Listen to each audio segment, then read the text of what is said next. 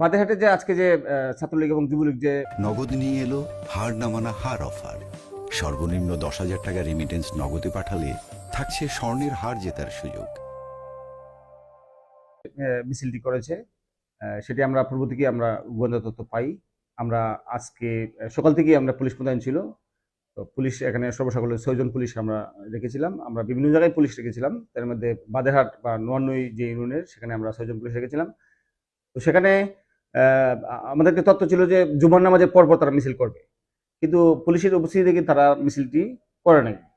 তো পুলিশ ভাবছে যে হয়তো মিছিল আর হবে না, যেহেতু পুলিশ এখানে উপস্থিতি আছে।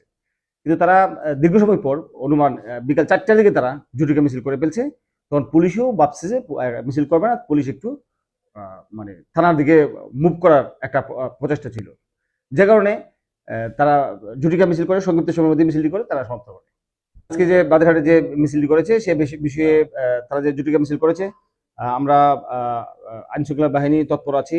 আমরা অভিযান পরিচালনা করব এবং আমরা যে আমাদের যে পেন্ডিং মামলা আছে এবং আমরা তাদের বিরুদ্ধে যে যথাযথ আইনগত কি কি পদক্ষেপ নিতে পারি আমরা খুব শিগগিরই আমরা আলোচনায় বসতেছি এবং আমরা তাদের বিরুদ্ধে কঠোর একটা প্রতিরোধ ব্যবস্থা, আইনগত প্রতিরোধ ব্যবস্থা গ্রহণ করব।